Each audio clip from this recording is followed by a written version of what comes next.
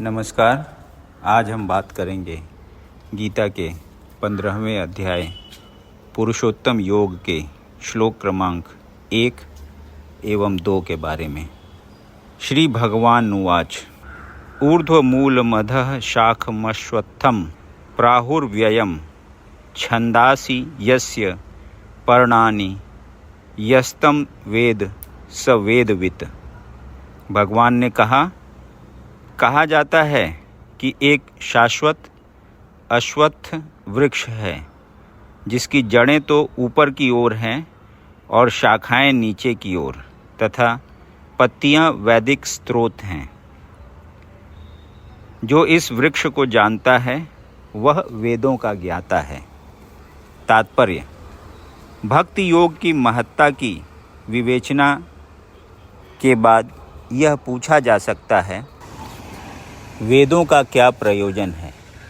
इस अध्याय में बताया गया है कि वैदिक अध्ययन का प्रयोजन कृष्ण को समझना है। अतएव जो कृष्ण भावना भावित हैं, जो भक्ति में रत हैं, वह वेदों को पहले से जानता है। इस भौतिक जगत के बंधन की तुलना अश्वत्थ के वृक्ष से की गई है। जो व्यक्ति सकाम कर्मों में लगा है, उसके लिए इस वृक्ष का कोई अंत नहीं है। वह एक शाखा से दूसरी में और दूसरी से तीसरी में घूमता रहता है। इस जगत रूपी वृक्ष का कोई अंत नहीं है और जो इस वृक्ष में आसक्त है, उसकी मुक्ति की कोई संभावना नहीं है। वैदिक स्रोत जो आत्मोन्नति के लिए है, वे ही इस वृक्ष के पत्ते हैं।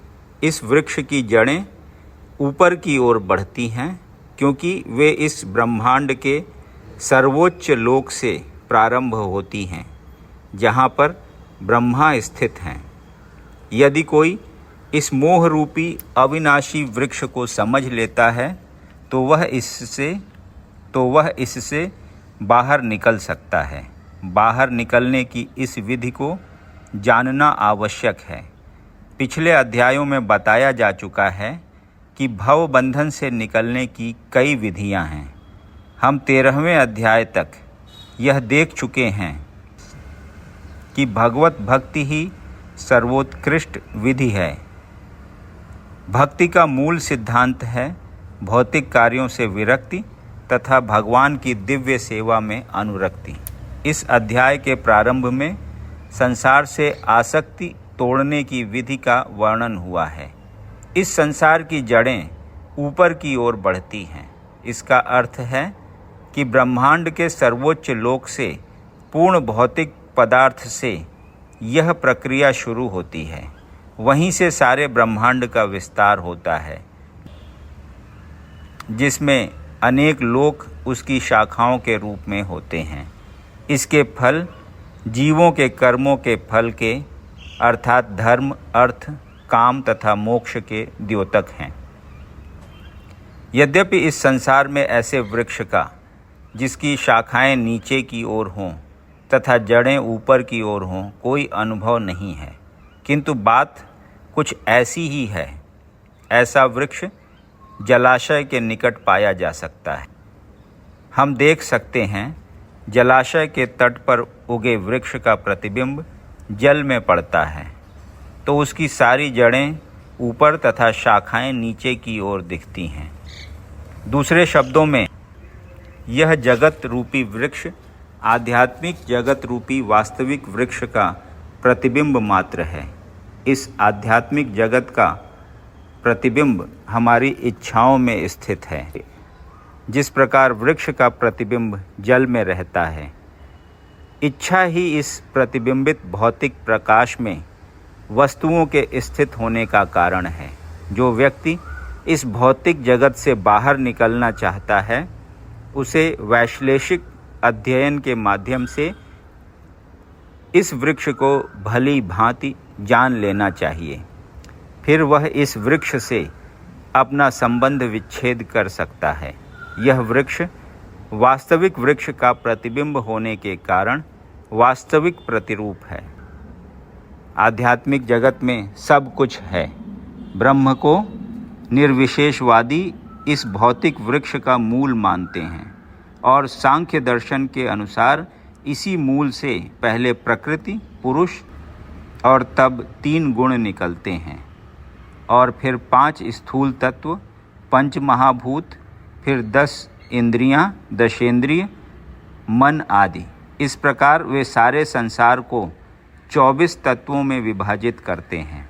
यदि ब्रह्म समस्त अभिव्यक्तियों का केंद्र है तो इस प्रकार से यह भौतिक जगत 180 अंश में है और दूसरे 180 अंश में आध्यात्मिक जगत है।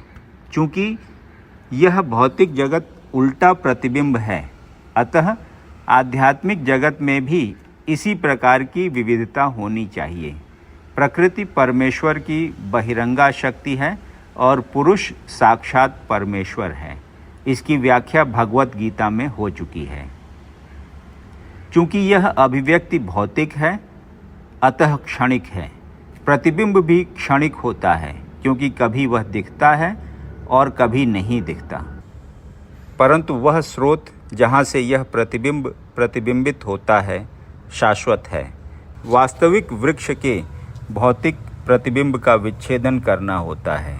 जब कोई कहता है कि अमुक व्यक्ति वेद जानता है तो इससे समझा जाता है कि वह इस जगत की आसक्ति से विच्छेद करना जानता है।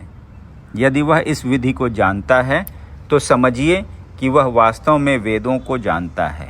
जो व्यक्ति वेदों के कर्मकांड द्वारा आकृष्ट होता है वह इस वृक्ष की सुंदर हरी पत्तियों से आकृष्ट होता है। वह वेदों के वास्तविक उद्देश्य को नहीं जानता। वेदों का उद्देश्य भगवान ने स्वयं प्रकट किया है और वह है इस प्रतिबिंबित वृक्ष को काटकर आध्यात्मिक जीवन के वास्तविक वृक्ष को प्राप्त करना। अधश्चोर्ध्वं प्रसृतास्तस्य शाखा गुण प्रवृद्धा विषय प्रवालाः अधश्च मूलान्यनुसंततानि कर्मानुबंधीनि मनुष्य लोके। इस वृक्ष की शाखाएं ऊपर तथा नीचे फैली हुई हैं और प्रकृति के तीनों गुणों द्वारा पोषित हैं। इसकी टहनियाँ इंद्रिय विषय हैं। इस वृक्ष की जड़ें नीचे की ओर भी जाती हैं जो मानव समाज के सकाम कर्मों से बंधी हुई हैं। तात्पर्य: अश्वत्थ वृक्ष की यहाँ और भी व्याख्या की गई है। इसकी शाखाएं चतुर्दिक फैली हुई हैं।